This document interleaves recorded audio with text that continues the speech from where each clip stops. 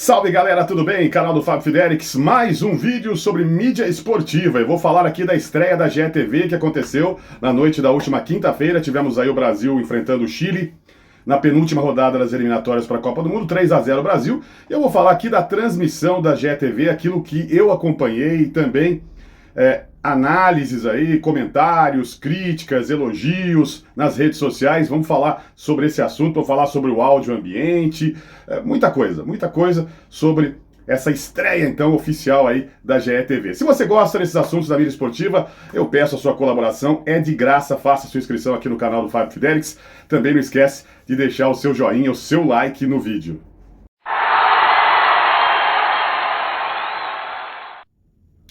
Vamos lá então, pessoal, falando aqui da estreia da GETV, a primeira transmissão desse novo projeto do Grupo Globo no YouTube.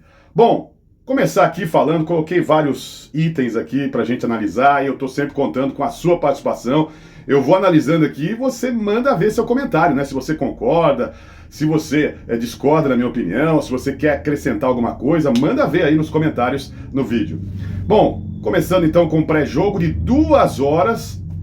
Olha, onde eu estava, eu acompanhei pelo celular, né? Eu não acompanhei todo o jogo, todo o pré-jogo, mas tudo que eu acompanhei foi pelo celular. E 2 horas antes do jogo começou exatamente, né? Às 19 horas e 30 minutos, o jogo foi às 21h30, 2 horas de pré-jogo, coisa que a GETV faz, né? Afinal, o objetivo da GETV é concorrer, né? Disputar a audiência com a GETV. Então, esse pré-jogo longo realmente tem tudo a ver. Bom, quem estava nesse pré-jogo, né? Nós tivemos lá o Fred Bruno apresentando, também a Mariana Spinelli, e teve a participação do André Balada, né? Ali, à beira do gramado do Maracanã, nessa partida Brasil e Chile. Gostei do que fez o Fred Bruno, do trabalho da Mariana Spinelli. São bons apresentadores, sem dúvida alguma. O André Balada também, né? Aquela coisa do ex-jogador, né? Do ex-atleta. Brincadeirinhas até interessantes ali desse pessoal da GETV, nesse primeiro jogo. Nós tivemos no gramado como repórteres a Sofia Miranda, que eu acho que mandou bem também, e a Jordana Araújo. E na cabine de transmissão, claro, Jorge Igor, o Bruno Formiga, que é o comentarista titular da GETV, ao lado da Luana Maluf. Bom, olha, sobre o Jorge Igor, ele fez aquilo que ele sabe, né? Ele é um excelente narrador, hoje é um dos melhores do nosso país. Tem gente que gosta, claro, tem gente que não gosta do estilo, mas aí, enfim, era o número 2 do TNT Sports e foi contratado pelo Grupo Globo para liderar, então, o narrador número 1 da GETV. Fez a sua parte, narrou legal a partida, os gols, sempre com aquele pique bacana.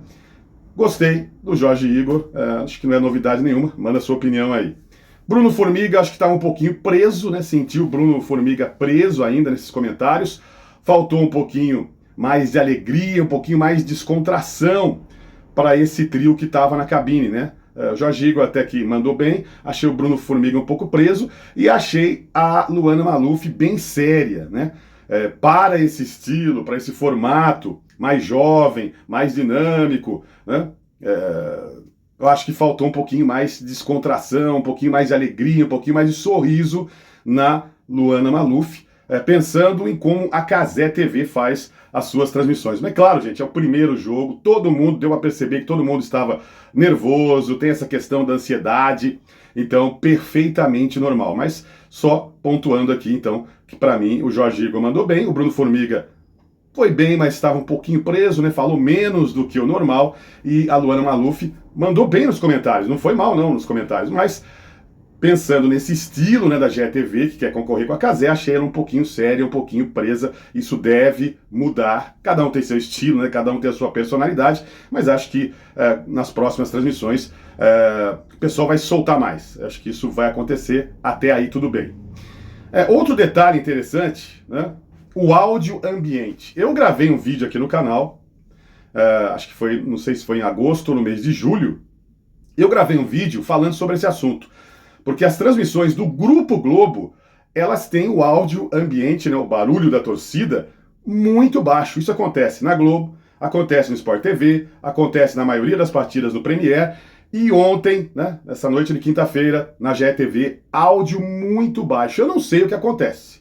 Sincero, honestamente, é claro que isso é um padrão do Grupo Globo, não é erro, não é falha técnica. Alguém ali no departamento esportivo teve essa ideia de deixar. Isso já acontece há muitos anos, né?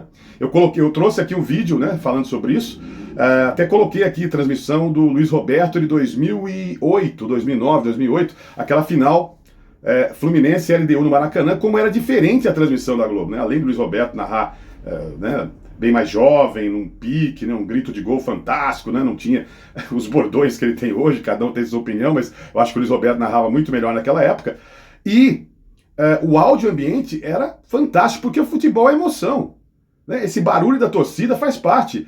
Aí já é uma diferença comparando com o Cazé TV. Né? A Cazé, o áudio ambiente é alto. Né? Você ouve aquele barulhão de torcida. No Mundial de Clubes foi uma diferença inacreditável. Né? Você colocava o jogo na Cazé TV, parecia uma festa, parecia que você estava dentro do estádio. Né? Aquele barulho, aquela coisa, aquela loucura. Você colocava o jogo da Globo no Mundial de Clubes e aquele áudio lá embaixo. E ontem a gente percebeu isso também. Jorge Igor fez a parte dele. Mas faltou, porque todo mundo está acostumado, que acompanha o trabalho do Jorge Igor e da TNT Esportes, os jogos da Champions, eles têm o áudio, né, o som ambiente bem alto. Isso dá aquela emoção para a narração. Senão fica parecendo, você só ouve a voz do narrador. Você pode pegar os gols aí no YouTube, né? Você ouve lá o Jorge Igor narrando, perfeitamente, né? Mas você só ouve a voz dele, você não ouve barulho de torcida. E o Maracanã estava cheio de gente. Então você olha para aqui bancada, né? Aquele monte de gente. E não tem barulho de torcida, não tem aquela explosão na hora dos gols, na hora de um lance perigoso, né, uma bola que passa ali perto, uma defesa do goleiro. Você não tem aquela coisa, aquele barulho de torcida. Isso faz falta numa transmissão. Então, parece que alguém ali na Rede Globo não gosta de futebol, né? Porque se futebol é torcida, futebol é emoção, sempre foi assim no rádio, e também isso né, do rádio foi para a televisão lá nos anos 70, 80, eu não sei o que acontece, né? Já faz muito tempo que o som ambiente dos jogos na Globo, no Sport TV, repito, né, no Premiere, e agora também nessa estreia da GTV, o áudio tá lá embaixo, você só ouve o narrador, não tem aquela emoção da torcida. Eu acho que a Globo deveria, né, ouvir alguém, né? Não sei, será que a Globo não tem ninguém observando lá, porque tem muita gente comentando isso nas redes sociais, nos comentários dos vídeos da própria GETV, teve ali uma ou duas pessoas reclamaram, né, que o áudio estava muito baixo, precisa melhorar isso e tal.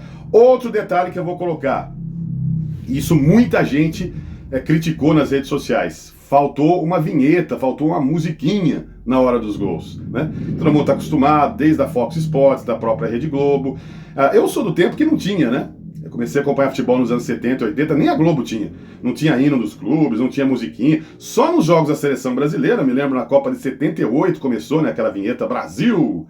E também tinha a música, né, aquele Pra Frente Brasil, umas versões que a Rede Globo fez.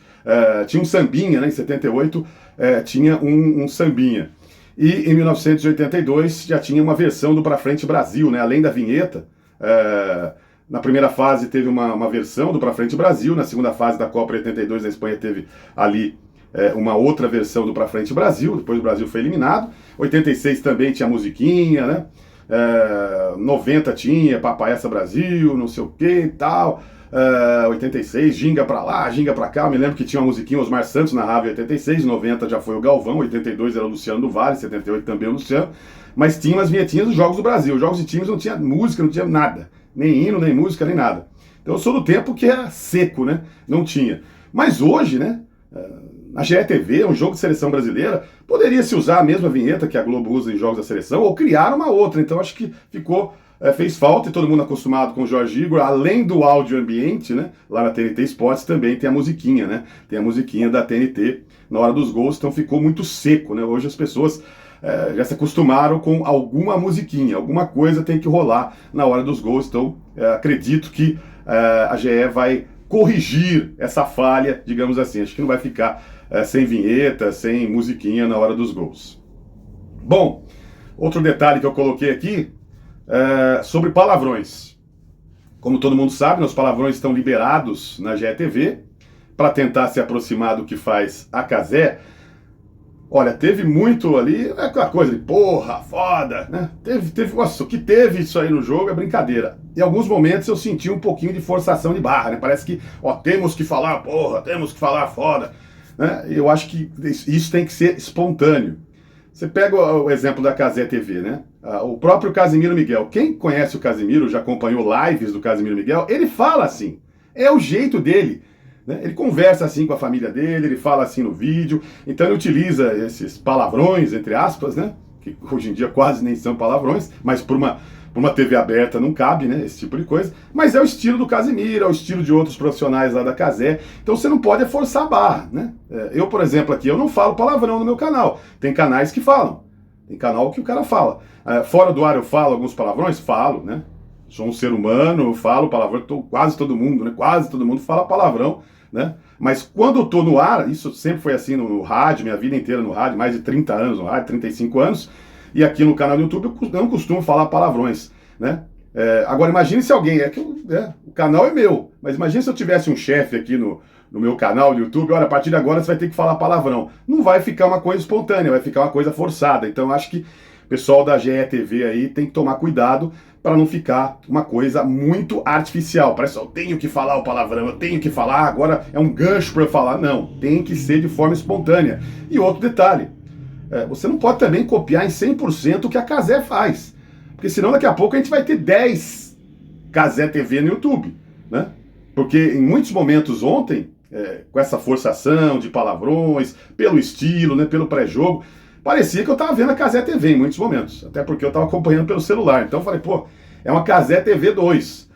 Eu já trouxe aqui um vídeo também outro dia que a Record tem interesse, a Record vai, né, terá o seu canal esportivo no YouTube também. Daqui a pouco nós vamos ter, se a Record fizer do mesmo jeito, vamos ter uma Cazé TV 3, daqui a pouco a Band faz o 4, daqui a pouco o SBT resolve fazer, vamos ter, né, um monte, Cazé TV 5, Cazé TV 6, não pode ser totalmente igual, tem que ter personalidade, tem que ter a sua identidade. Tudo bem, o público do YouTube é esse mesmo, né? O caminho é esse da Globo, mas você não pode ficar copiando, porque muita gente pega no pé da Record, por exemplo, da TV Record, que sempre copiou a Rede Globo, sempre quis copiar Fantástico, Esporte Espetacular, copiar novela da Globo. Então agora eu tenho que falar também. O que eu vi ontem da GE foi legal? Foi legal, mas ficou parecendo realmente uma cópia, né, uma forçação ali para ser uma Cazé TV. Isso não é legal. Eu acho que com o tempo tem que ter sua personalidade. Não é porque na Cazé alguns falam palavrão, mas são todos também, né?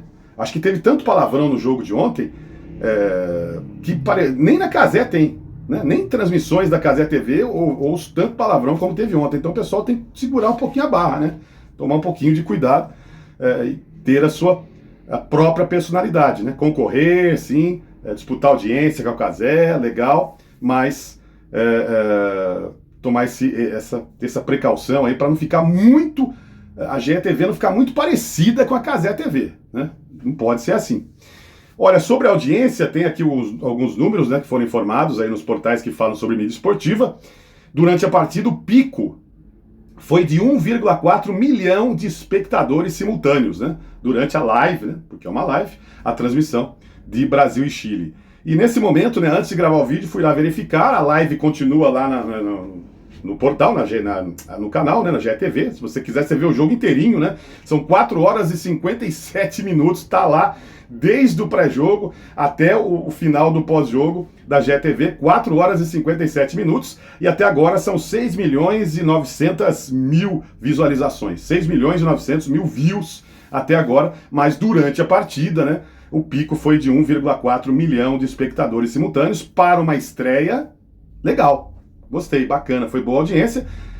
A GE continua ali com 6,8 milhões de seguidores, de inscritos. A tendência é aumentar, né, com essas transmissões. Lembrando que a Cazé tem 22, né, mais de 22 milhões de inscritos, que já está há muito mais tempo, né? A Cazé começou seu trabalho em 2022. E começou em 2022 com a Copa do Mundo, né? A Copa do Mundo do Catar. A Cazé fez várias partidas, não fez todos os jogos.